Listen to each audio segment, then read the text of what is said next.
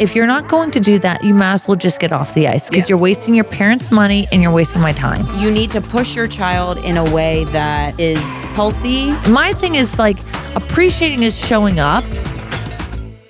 We're back. Hi. Hi. You look comfy.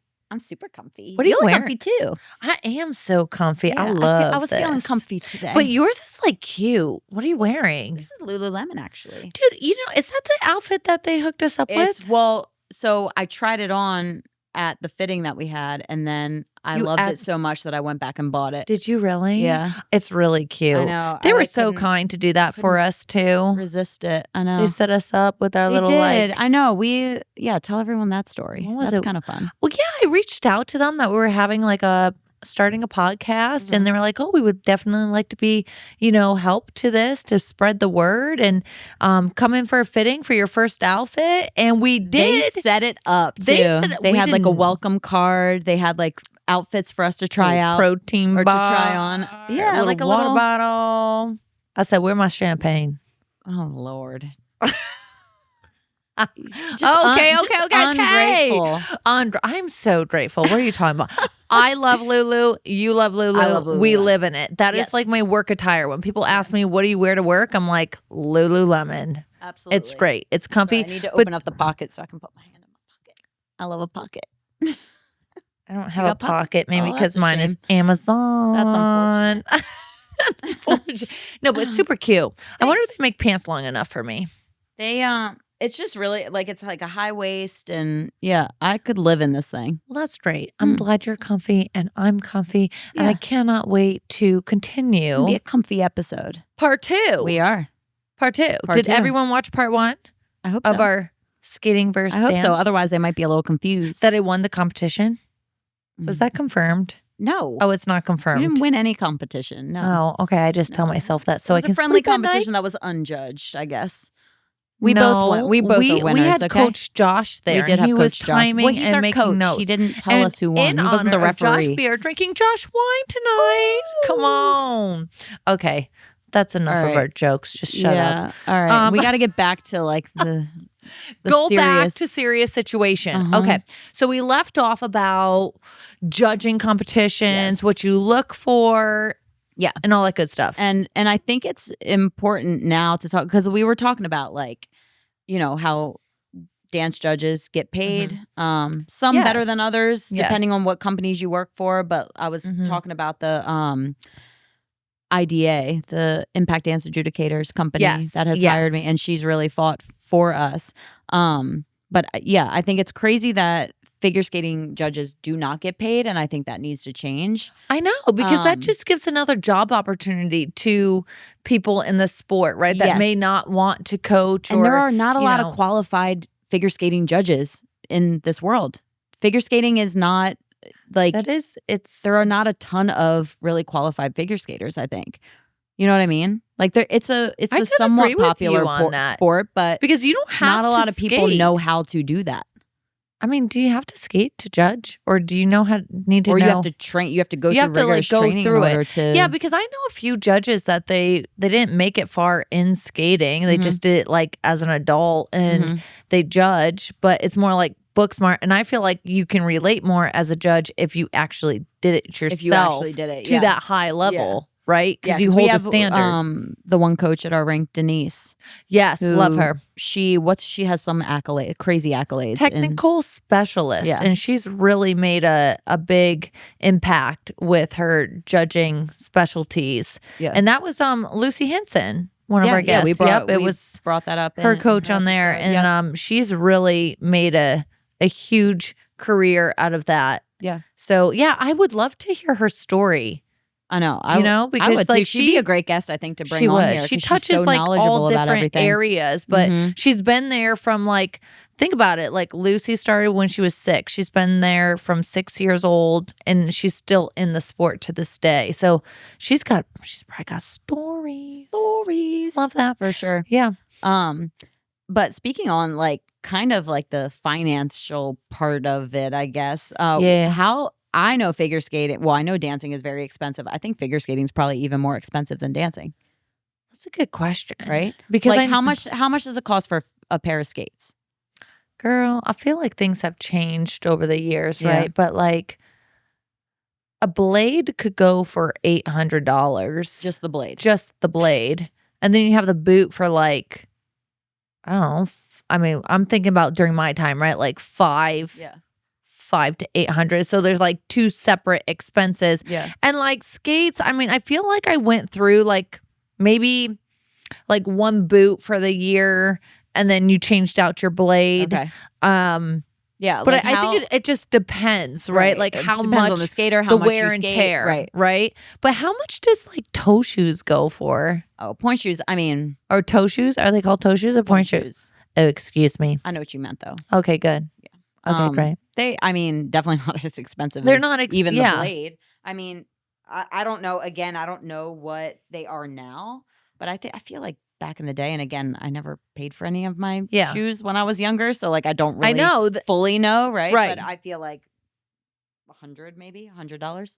That's it. I don't for point shoes, but like then you're also buying ballet shoes, jazz shoes, tap shoes, lyrical shoes, modern shoes. Okay, so it adds up. Yeah, I think it adds up. Not nearly what skates are though, like nowhere near. No. And I think it also depends on the brand that you get, and stuff like that. Interesting. I bought like my daughter Sophia's tap shoes the other day, and they were like $45.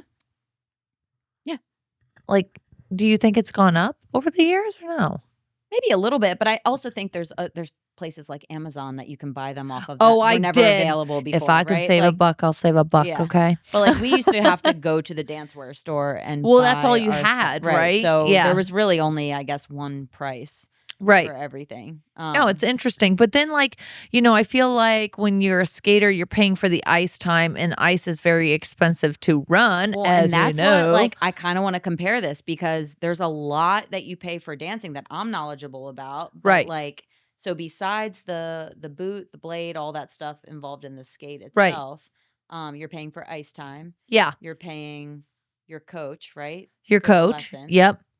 And that's how many lessons would you say you have per week? Oh my God, girl, I was having like, 2 to 3 coaches a day sometimes, just depending, right? But and they're separate. It's not like a package deal with skating, right? It's a la carte. So if like you want an extra lesson, like that's going to be between like if you, I don't know, for an hour, 80 to 120 or more, depending. Like I've noticed that it's more expensive for a coach and skating up north compared to down south. Yeah. But you're paying for the ice lot and you're paying Plus on the coach, top on the top coach. Of that. Then you're paying for the dance, right? Conditioning, all of that. So I feel like skating would be a little bit more expensive than dance. No? I feel like probably in certain instances, it probably is. I mean, for the skate alone, you're paying so much for those skates every year or however often you get them. With dance, I'd say like the footwear and stuff wasn't as expensive. But it also depends. So my parents, for instance, you were in a certain amount of dances every year, right? That you would compete. So they tell you. You audition to become a part of the competition team, and then you audition. This was for our studio at least. Then you audition for what dances you were put in, and this is mostly like duos, trios, group dances, stuff like that. There were times that I was in 20 dances in one year, and then my sister was also in close to about the same amount. So my parents are paying for not only the tuition for all the classes, for just the tuition for the studio itself, right? For both of us, they're paying for the competition fees, the rehearsal fees, for at that point close to 40 dances. So do you pay as a package? Not for the dances. You're paying your separate rehearsal fees for all of those. And then if you have any private lessons, that's on top of that. Then you're paying competition fees when you enter into competition, but you're paying for, in my parents' case, 40 dances to enter a competition. Wow. Okay. So like, I don't know. I don't quite remember exactly what the competition I know I'm not knowledgeable on that part. I don't know enough about like what it would have been, but my dad basically told us he paid college tuition every year since we were like 6. Yeah, I feel like that's for skating too. Yeah. But it gives you a whole nother, I think, appreciation for your parents. Yeah. What For they what they sacrificed to put you through all of this. Oh my God, it's like a continue whole doing like what you love to do, right? It's college before college. Literally. Right? My dad's like, "Oh, what's another 4 years? Let me just Oh my God. tack it on to the bill." But I'm learning that now. Just like if you want to have a private lesson, you know, like as a coach, you're like, "Okay, here's my fee." And then I look at it as a parent side now. I'm like, "Oh my God, I'm going to pay you $80 for an hour?" Yeah. You know, but like you will do it if you're getting good instruction and the person comes from like a quality background, right? Yeah. And I think my mom working at the studio, I think she got some sort of like little discount for that, which rightfully so, right? She's putting a lot of energy into it. You would hope so. With 2 kids that are that invested and in so many dances per year, I mean it definitely adds up. So I think you get a whole nother appreciation too for all of that, right? Yeah. Like, no, that's interesting. Then you have like the camps. It just depends how you want to go about it, right? And then in the dance world, they also do conventions, which usually happen. I mean, nowadays I feel like they happen year round, but it's where you go and you spend a full day taking from a ton of different like well-known instructors, basically, or like people really established in dance. It's just a day of education, basically, where you're taking classes from, you know, the person that choreographed for NSYNC, and then you're taking that's really a cool, ballet though. class from this like famous ballerina. Then you're taking, you know, like a lot of really well-known plus also just really great instructors. You pay for a weekend of just being able to take class from a bunch of them. And so then you add that on too. I mean, it's just it's never ending. And then you know, any outside training you're doing in addition to that, and then you're paying for, you know, choreography. Like I feel like it's never ending. It just depends like what your budget is and where you want to go. But like, listen, we just got to tell you, kids, be appreciative of your parents. Yes. Because they put a lot of money and a lot of time into it, right? And that's that like, they could easily put into other things. My dad would have rather probably played a couple rounds of golf. Right. But would they see that their kid loves it? Like, of course. And you can't you live for your kids, right? Yeah, you just can't, though, at the same time, you can't just fork money out sometimes when you think they're going to, you know, your child's going to make it to, because no one really knows that at that, like a young age or something like that, you know, and you can't put that pressure on a child. Yeah. Well, and I think this is a good transition into this next topic that I really wanted to talk about, because when you talk about skating and dance moms, you can talk about a lot of different topics when it comes to that. I think it gets cloudy, or there's a gray area when it's like you see parents sometimes pushing their child a little bit too much, right? Or what in your eyes maybe too much. But then you also think about the investment that they're making into their child's sport, and they want to make sure that it's worth that.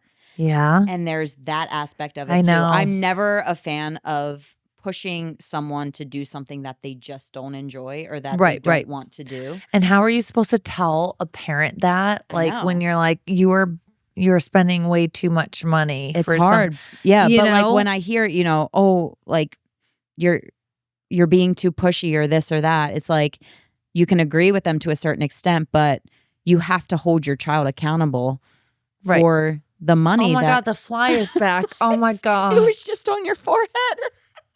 I got rid of the lemon. I swear to God. I swear you probably did not. I swear to God. We're going to find a shriveled up lemon back there. The freaking lemon. I'll never do that again. We forgot Don't to check forget it last to time. put a lemon on your cup again, okay? I was just making you feel better about yourself. Well, you went a little overboard, but anywho. Okay. But yeah, I think there's this like, it's a weird, you could go either way. And I think you need to push your child in a way that is healthy, educational, motivating. Great. You need to motivate. If you realize you're paying a lot of money for a sport that your child just does not enjoy, like you're forcing your child to go, then it may be time to red flag. Yeah, it may be time to look in a different direction. And I think, and this may be, I don't know, a touchy subject, but I think a lot of parents live vicariously through their kids. Do you notice it's the parents that did not make it in their career growing up or were successful in something that they've done. Potentially. And to me, like, you shouldn't ever compare it that way because as a parent, you're successful as raising your child. Like, be okay with that. Don't force your child to do something because you wanted to do it. Yeah. And I think that's where, and this is something this that could get touchy because it happens more than you know. Like, vocalize that to any parent. No. You are entitled to, you know, that is your child. You're entitled to, you know, raise that child the way that you see fit, right? But I think there are a lot of times that it's like I think they push it because it's maybe something they once wanted and now they want it for their kid almost more than the kid wants it for themselves, if that makes sense. And you know what happens? It pushes the kid away from the parent. And you see that as they grow up. And that, was it worth it? Like, if you look back, was it worth it? Right. And I think we've seen that whole different side of life because we've been in the sport. We've coached the sports. And now, like, even being a parent, I'm seeing like a full circle of things I want to do and things I don't want to do. Yeah. Well, and that's what, like, I'm not a parent, but I'm sure you're experiencing a whole nother. But don't you feel like one sometimes when you have all these different kids? Well, because, you know, you just don't have to deal with the stuff. Like, you can leave and say bye. I'm like their rink mom, right? Yeah. I used to have it like that. Yeah. But yeah, I think it hits different once you have a kid of your own, and you can speak on this, like, the way that you want to go about doing things that's maybe different than what you've either seen or what you've even experienced. You know, there's a lot of things from my upbringing that, you know, I love my parents. And I think, you know, I'm thankful for them. They've done so much for me. Like, I can't even explain, but, you know, you're always learning. There's things you want to do just like them. There's things that you may want to do that's a little bit different, and that's okay. That's a part of growing. Everyone's doing their best, right? You're raising your kid the best that you can. You're trying to do what's best for them. Like, I think that this is like, and it's like an emotional topic too, right? Because you're looking back and gaining an appreciation for the stuff that they put towards you, and you don't want to judge them for anything that happened. No, that anything. Well, we weren't in their shoes then, right? Like, we had no idea what money was, what time was, because they made it just flawless. Yeah, because as it should be, right? Yeah. And I'm appreciative because I know a lot of people didn't have that type of experience as a kid. Right. So I look back and I'm like, were there things that went wrong and whatever experiences I had, I'm like, I'm super grateful because I was brought up in a fortunate situation compared to a lot of other people. We're very blessed, and I will say, like, you and I are very blessed with that. But I think it's important to acknowledge that. It is, that yes. I see, like, the broad spectrum of that, and I know that, you know, did we struggle at times? Yes, but at the end of the day, we were fortunate, right? Well, you had a great upbringing. We really have, but we've seen all different families as the 20 years of, you know, coaching. So you see all different types. And I run into so many different types of people. It's crazy, right? And it's like I struggle sometimes with coaching because I'm very honest. And when somebody's like, my kid's going to go to the Olympics. Yeah, no, they're not. Sorry. Like, I'm like, well, I have to have a sit down and be like, okay, let's get real. Okay. Yeah. If she was going to the Olympics, you would be at this level by now, this age, like, blah, blah, blah. Well, and you have to be careful how you approach it, too, because you don't want to crush someone's dreams. Like, if that's where they're looking. But it's also important to be realistic. And I think that's, like, you know, for the parent, too. And they may not be that knowledgeable about the sport. Right. So they may not understand But wouldn't you want somebody to be on, like, I'm like, okay, yes, it's my job. It's my income. But at the same time, I can't walk away and be like, I just kept taking your money because you thought this was going to happen, right? Yeah. I have to be honest so I can, like, feel better about myself that I said it than to all of a sudden this girl wants nothing to do with it. She's coming to last every time, right? And then how am I going to explain? Right. At least I already don't said set people up for disappointment either, right? Yeah, that's where I struggle. Keep it real, keep them motivated, keep them aspiring to certain things, right? Like the Olympics doesn't have to be the end game for everyone. Well, right? I think like that's everybody, anybody that puts a kid in sport, sometimes it's like right off, okay, we're only doing that sport to go to the NFL, NHL. Like we can just keep going. It's like, no, like let the kid find themselves. And if they love it, let them keep doing it and follow along. But you got to try everything because what happens when you give, like you said, you give all your focus to one sport. Now you're 16. Mm-hmm. You had enough of it, right? As a female, your body changes. You lost your jumps. That was a big thing, like with figure skating. I don't know if it is for skating. I mean, sorry, dance. But yeah, it definitely affects you. You know, it throws your whole axis off, and then like, okay, the girl's got a figure now, right? And she can't do it anymore, so she just quits. Yeah. Well, what do I do next with my life, right? I feel like there's always got to be something, and even as like an adult in our world now, right? Like if a job doesn't go well, it's always good to know that there's something else down the line. Yeah. For sure. No, I think I'm a big advocate of letting your kid experience every but at the same time, the parents should hold you accountable for stuff, right? Like what we're saying. Yeah, like if you want to do this, it's like if you want to do this and I'm putting the money into this, you're going to need to give 100% this whole year or whatever it is. You know? That is my biggest pet peeve when I'm teaching. And, you know, these parents are paying good money for I'll have a clinic, summer clinics we've been having. And then you'll have a few that don't listen. I go, you know what, guys? All your parents are here.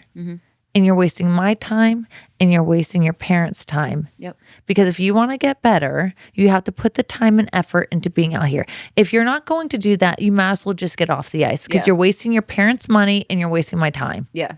But I think that's a good thing because I think them hearing that from someone else that's not their parents, it hits different. It hits different, right? Because I've had those talks too. And I think the parents appreciate it too because it brings them back, right? Yeah. And it's like, oh my God, I've been literally handing everything out to my child, and they're not appreciating. My thing is like appreciating is showing up and putting in the work. If you're just out there chatting, like that's not appreciation, right? Yeah, and I have these talks a lot with my students too. I'm like, if they're in there and they're, you know, quote unquote half-assing things and not putting energy in, like if you're at the ballet bar at the beginning of class and you're doing plies like flopping around, why are you there? You are. I'll tell them, I'm like, your parents are paying for this. Yeah. You are wasting their money right now. And you feel bad, right? Yeah, you feel bad taking it, but like my whole thing, you may as well just leave and yeah. I don't know. But like it's also bringing the energy of the class down. You have to understand that there's people around you that are either looking up to you or feeding off your energy, and like one person can just bring it down as a coach and as an athlete, right? For sure. Oh, don't get me started on that, girl. That topic gets me going. But I have a funny story about what? Because you know, Dance Moms, the show is a big thing. Oh my God, who is the main lady on Dance Bobby Lee Miller? Oh man. Yeah, I'm pretty sure I've competed against that studio growing up because they were right in Pittsburgh and I was in Maryland. Really? So like we used to travel to Pennsylvania for competitions every once in a while or like around that area. I used to love that show. We wanted to start a show skating moms. Yeah. But do you know that my dance studio, and this is what I was told at least from I forget who told me at the studio, one of the teachers, that we were actually approached to be the Dance Mom studio. Like we were one of the ones in the running, I guess, for it. But I guess they didn't want it to become some sort of public, like you know, cameras everywhere sort of situation. You know what's funny? We were approached about a figure skating one. But they wanted the figure skating director to be like a complete BITCH. And it was me. The figure skating director. And I was like, that would have been, oh my God, I cannot do that. That would have been entertaining to see you in that. I could never, I could not flip the switch to do that. But the thing was, my dance studio, We had enough drama to make a show. Really? I will say that. I mean, like we had drama, but not to the point where like I wouldn't want to act it out to be that way. No, like I feel like the other lady on Dance Moms, like that was her personality. She was really good at it. She's rough. That is rough. I'm glad I didn't live in Pittsburgh and dance with this. I'm glad you didn't either. Okay, so who do you think is worse? Dance Moms or figure skate moms? Well, because I've experienced both. Yeah, because I've just started to experience dance, which is crazy to me because like Sophia's only 3. No one says hi to me. And they're all like dolled up and they judge me. I'm like, I'm just coming in here with my freaking 3-year-old daughter. That is an easy answer for me when I think it's because I grew up in the world. Dance moms, by far, I think, from my experience, are worse.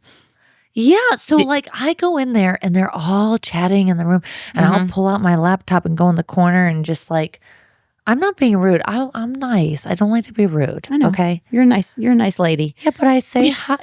Thanks, Julie. You made me sound like an 80-year-old. And I'm like, I wonder what they think of me because I just go in this corner. But like, I don't want to talk about going to Disney and the trip and what hotel you stay at and what purse you have. Like, I don't care. Oh my God, fly. So we need to get rid of this fly or the lemon, one of the two, because it's really interrupting our episode. But like usually moms will, I don't know, I feel unwelcome. And they're obviously new parents too. Yeah. Well, I mean, I could go on for probably 17 episodes about the dance mom experiences. Oh, I want to hear a crazy one. I'll tell you really? Off the camera. Okay. Yeah. Off the camera.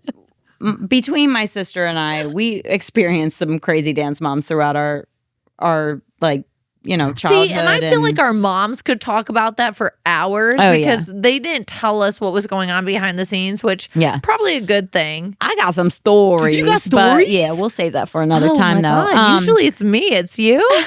But I also think that plays into like the mental game for both figure skaters and dancers. I think it's obviously two very physical sports, right? Yes. Or physical activities. I think that there's so much more that goes on up here that people don't realize that controls the physical, if that makes sense. It's all mental. It's all mental. Like all mental, I think. Or 80% mental, which is crazy because it's such a physical thing. How did that affect you with dance? Like the mental side of it?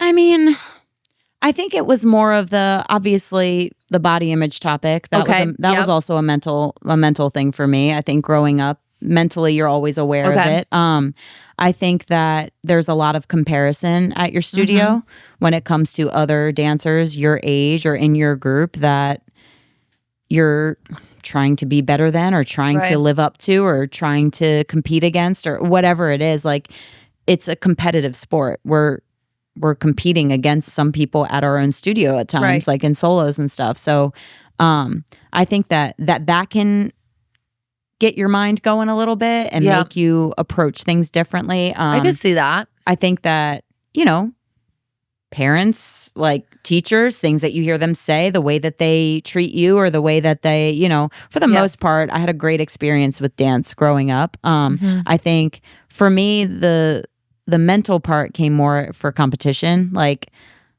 I wasn't a head case by any means. I didn't get crazy nervous, but like you get in your head and you want to obviously do your best. And sometimes that doesn't happen and you are crushed by that or devastated. And you have to be reminded that it's just one competition. Let's move on. Like you have plenty more to come. So I think it's trying to not get defeated anytime you don't live up to your own expectations, I think.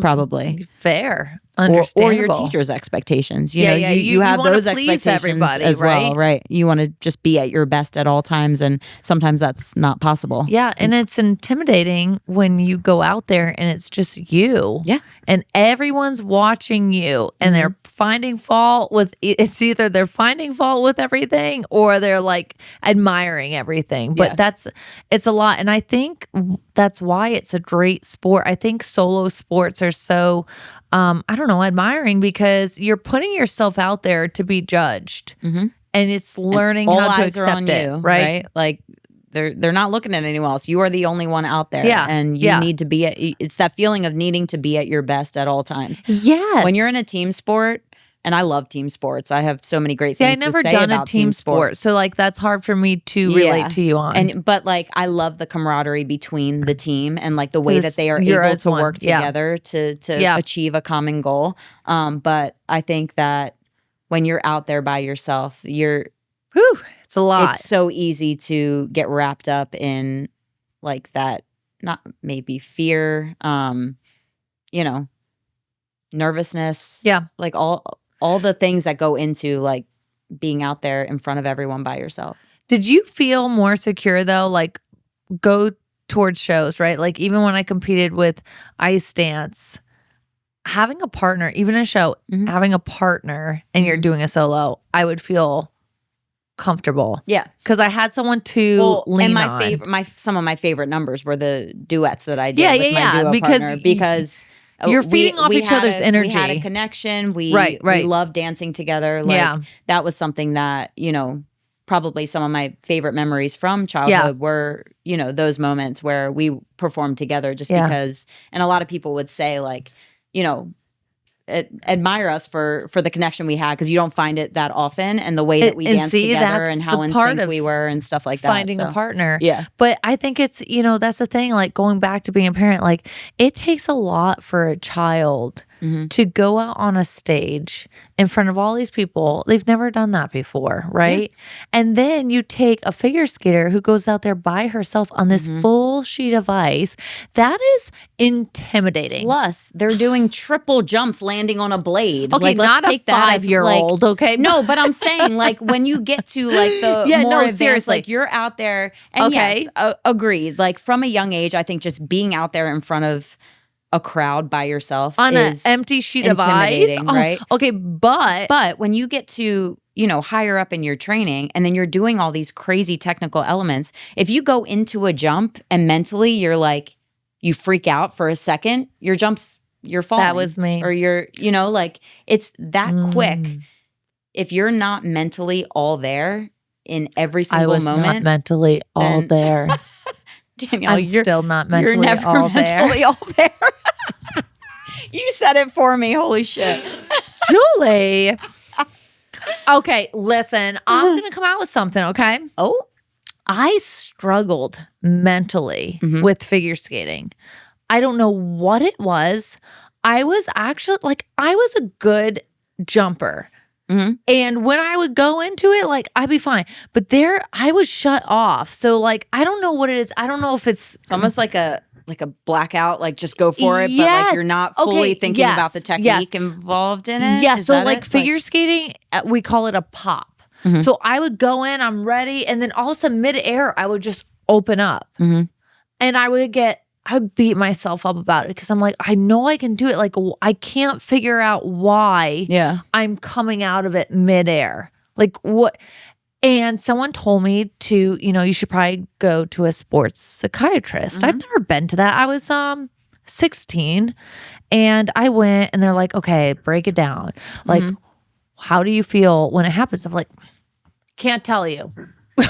Can't tell you. Explain, I guess, and they're like, hey, every time it happens, I did that for 2 months. It really I guess they were trying to help me and that's what sports psychiatrists do, right? To help you with your sport. And I really, think it's great. But it was just I don't know. Just something I that would just blow it every freaking time at a competition. I go in all prepared and I can't tell you to this day and it blows my mind. And if you ask me to jump now, I will not. It's mentally, I don't know. Yeah.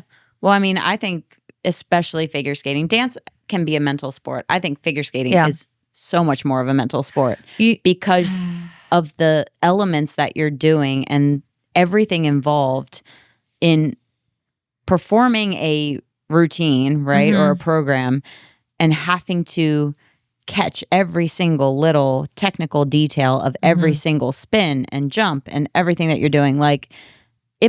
It to this day, I'm still mind blown by figure skaters because I know how hard it is to get those technical elements as a dancer, But then when you add skates on and you're having to do a lot of the same things with the same amount of grace and like. I have a question for you. What? Because, with ice, if you have a chunk of ice, so the competitor went out before you and there's a divot in the ice, and I'm just skating, I'm going to my jump, and like that little thing ruined my whole takeoff. So I'm just going, it's mentally hit me. So what am I going to do? Midair, With dance, your stage pretty much stays the same, right? Through competition or no? Is that a worry or no? Well, they put Marley down, which is like a flooring that it's like a dance floor. Okay. So you can turn well on it. It's what most competitions now put down, and same thing with studios. A lot of studios have Marley put down on the floor, depending on what. Like a lot of times it's on a wooden floor. Like it just depends. But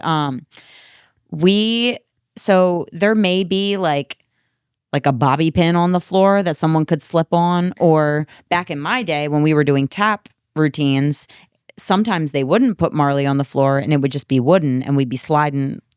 We looked like figure skaters basically because we were sliding everywhere. Yeah. So the texture can throw you off. Especially for tap. I think it's most like common in tap for that to affect you because which nowadays when you have most competitions have Marley down, so it's never usually a big thing. Yeah. But back in the day when we didn't know if we were getting Marley or not, because some competitions had it, some didn't. Oh wow! We had to adjust to whatever stage was given to us. That's new news to me because I didn't think the flooring would. Yeah. So I had a few tap solos that I felt like I was a figure skater. Really? So you skated I was sliding around like wow. I mean. I don't even know if I was making any sounds, but I was sliding. Didn't you do, what was it called? River dancing? Well, I was in a version of Spirit of the Dance. Spirit of the Dance. Which is oh my Irish God. Yes, I remember watching you do that. We'll say it again, Dublin Worldwide Productions. There we go. But yeah, I was in, it was like a mini version of this. So a smaller cast. I remember watching it. It was like, oh, I'm a super fan. That is amazing. The definition of fake it till you make it. Well, you guys were like putting your legs, you were standing in buckets of ice for your calves after. Yeah, and I was like, what workout. are you doing? But I never Irish danced in my life. And then they told me, oh, we're going to put you in this show for a week. Oh, yeah, and you pulled it together. And I had to learn it. And luckily I was a tapper, so it kind of came naturally. Yeah. But the technique of it, I was faking the technique because I've never done Irish dancing. But it was a great experience. I loved it. I was super fan of Yeah, I'm like, oh, and now I'm an Irish dancer. I know, that was great. Yeah, that was great. It was awesome. That. That's awesome. I know. So I feel like the most important part about like the mental aspect of it is just, I think it has to do with confidence. Yes. Right? Like I feel like if you go in and you're like, I'm going to do this and I don't have any hesitations. I'm not getting in my head too much. I'm not thinking about how this person's going to feel or what this person's going to say afterwards. If you are just locked in and focused and use all your training like that you've, learned over the years, like I feel like solid. It's the confidence in going into it because you're capable of it, right? Like, I think that's probably why you were so frustrated when that would happen is because you're like, I know I can do this. Why can't I do it at competition? Nailed it. Yeah. So I feel like it's a confidence thing that it is, but it's hard. It's hard to find that confidence. But being able to block out all the noise and all of just everything else and just it's me and the ice and that's it. Right. And that's hard to do. Like it's easier said than done. Are not capable of doing. But the best athletes out there are the ones that can easily do that. Right. Yeah. Because like all the social media and like, the feedback that you get when you're in the spotlight can easily tear you down. For sure. They have blinders. So like, and I think it's perfect example, and we brought her up before, but Alyssa Liu. Yes, she unreal. is. You can tell mentally she is just where she needs to be, and she's doing it because she loves it. And this is who I am. There's no pressure. It's just the confidence. Like you can just see the confidence exude from her. Girl, that's a good way to wrap it up. Yeah, so have confidence. I'm gonna take that advice. I need some confidence. Be confident. We all may look like we have confidence, but we really don't. We show it well. We show it well. Well, thank you for listening. Hope you enjoyed this episode. Yeah. It was a lot. It was a lot. They're important topics. I think that they are. I like to be real about things, right? Everything's just not like all fairy tales. There's a lot that goes behind. There's some hard truths behind it. That's why we do this shit, girl. Yeah. Come on. Okay, Cheers to that. end it. Cheers. Bye bye.